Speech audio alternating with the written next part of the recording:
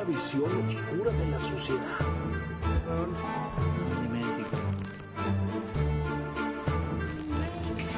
Es que la justicia no funciona.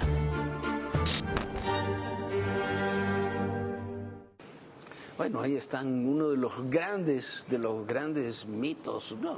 Algunos dirán que no son mitos, que son realidades de las grandes historias que hay del siglo XX y todavía perduran en este siglo XXI. Maestro Raúl Quintanilla. ¿Cómo está? ¿Cómo le va, maestro? Qué gran tema. Y es un gran tema porque además es asomarse a lo desconocido, ¿no?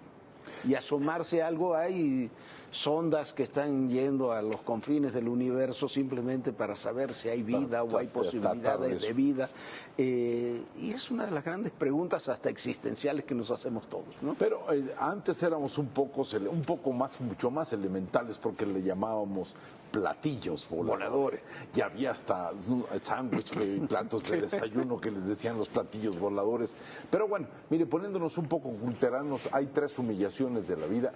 La copernicana, donde le enseñaron al ser humano que el sol, sí, era el centro del universo, no era la Tierra. ¿Sí? Entonces, ahí él cambia por completo la consideración, es una gran humillación. La segunda humillación es la darwiniana, donde le enseñan al ser humano que viene del chango, que no es un regalo exclusivo de la creación.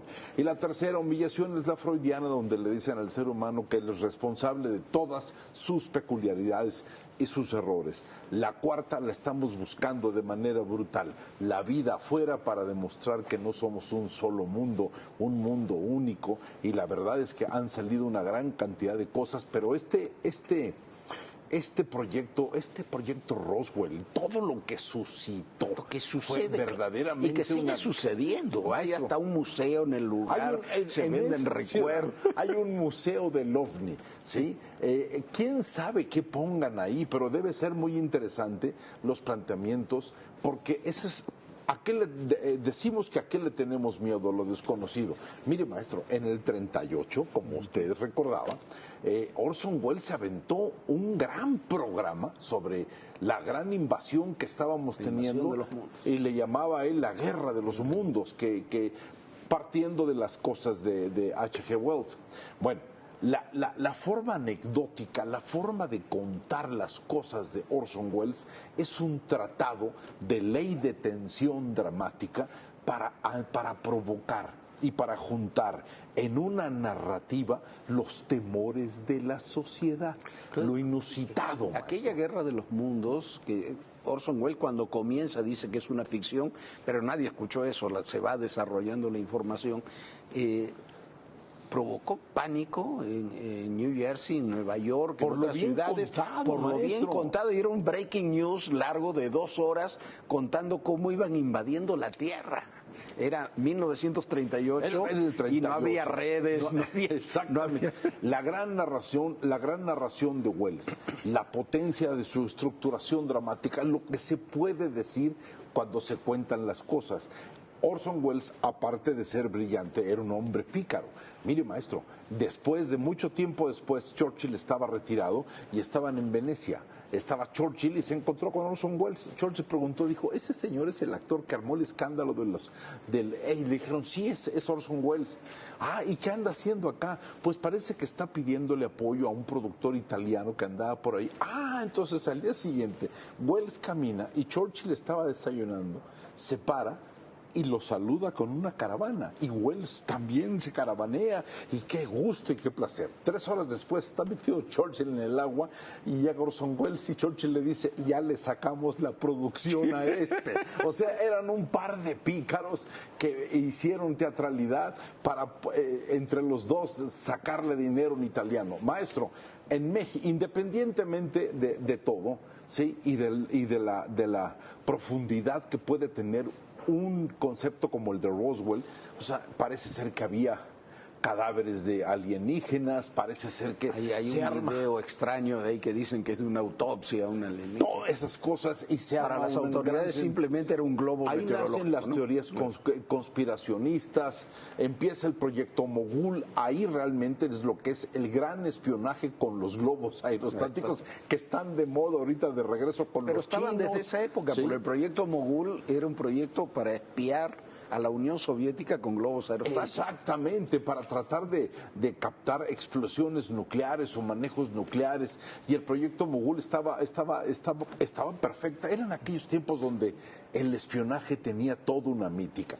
Pero en México, maestro, en la década de los 70, recién iniciados los 70, yo no sé qué pasó en nuestra ciudad, pero no había día en que no viéramos a un grupo de mexicanos parados viendo hacia arriba porque según ellos había ovnis. Normalmente esas cosas pasaban como a la 1 de la tarde, todo el tiempo había avistamientos de platillos voladores y hubo casos verdaderamente graciosísimos, maestro, el ovni de Azcapotzalco que supuestamente estaba metido ahí entre la refinería de Pemex. Pero eso hubo transmisión en vivo, Maestro, eso si mal no recuerdo, el ovni de Azcapotzalco fue una transmisión en vivo, claro.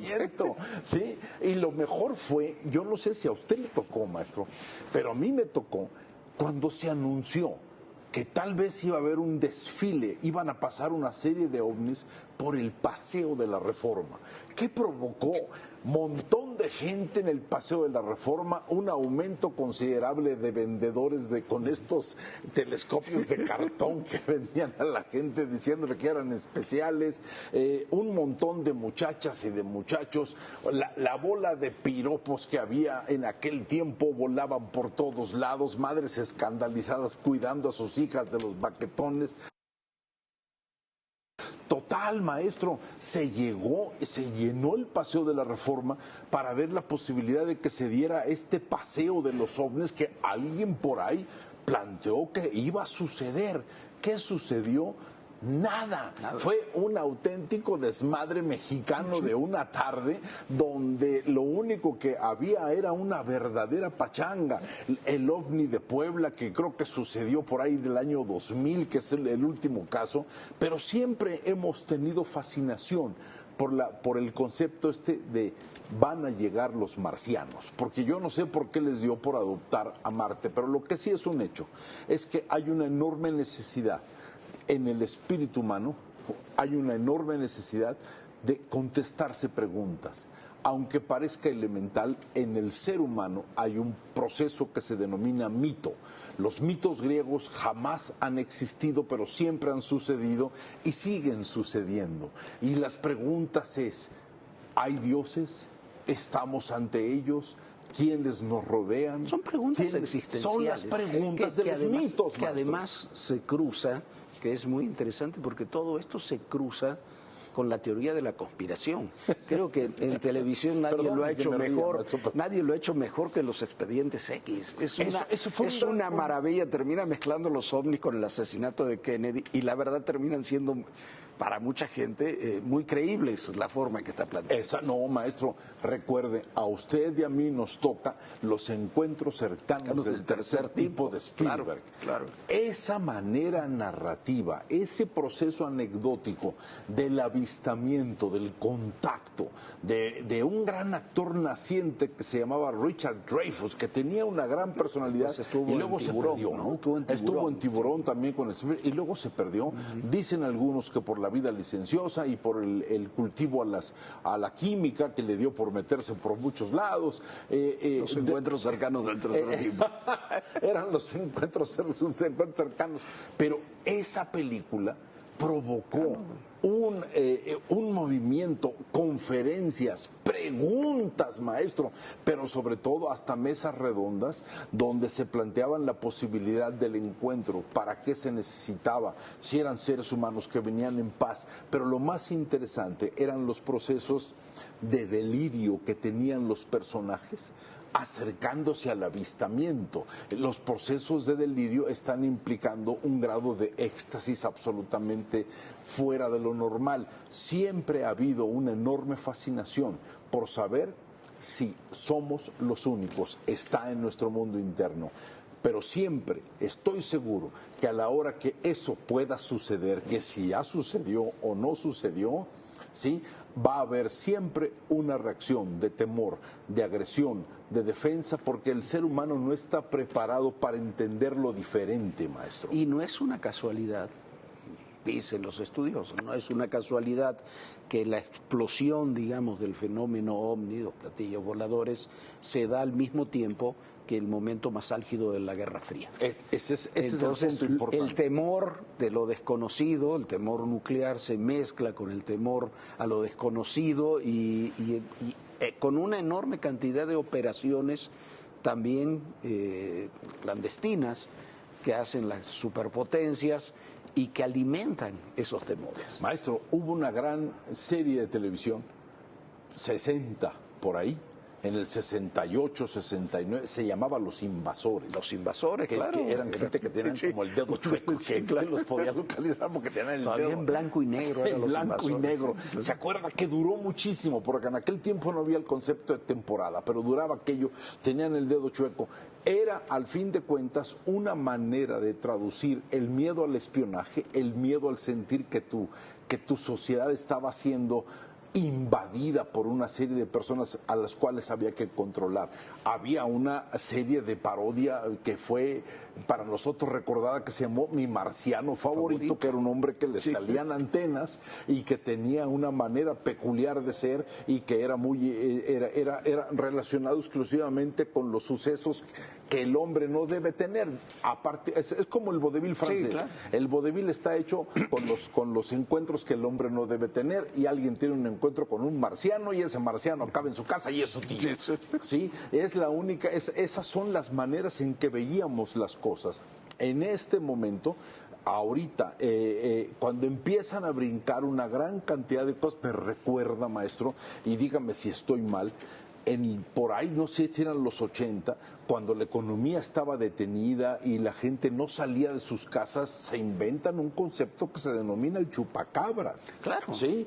Y el La chupacabras crisis, empieza a hacer una gran cantidad de Chupacabras cosas. es la crisis del 94. Del 94. Y ahí empieza, porque la gente Y lo no identifican además con Salinas. Sí, y la gente no salía de su casa, entonces había que mover la economía. El chupacabras empezó a aparecer por toda América Latina. El primer lugar Fue donde un se invento. supone en Puerto Rico. Es el primer lugar donde aparece el chupacabras. Es un gran invento que alguien establece para que la gente salga, para que la gente se mueva, para que la gente tenga la curiosidad por ir a la calle a ver si se aparece el semejante fenómeno del chupacabras. Y creo que aquí en México hasta embarazó a una jovencita de 14 años, y creo que ahí ya Era empezaron a parar. el tema preferido de la alarma de la revista Alarma. Eran una maravilla. Y es tan complejo que resulta muy difícil explicarlos, como tú dices, a la sociedad. Prefieren las conspiraciones, los grandes secretos. Buenísimo, se la robó. Y la muchacha se la robó un extraterrestre. Uno dice, pregúntenle al vecino del departamento 6, maestro. Sí. Muchísimas gracias, Raúl. El Gracias tema es inabarcable. Por esta cosa, Roswell, que es muy divertida. Gracias.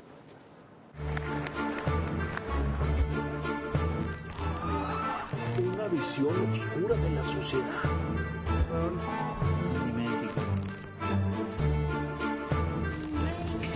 Es que la justicia no funciona.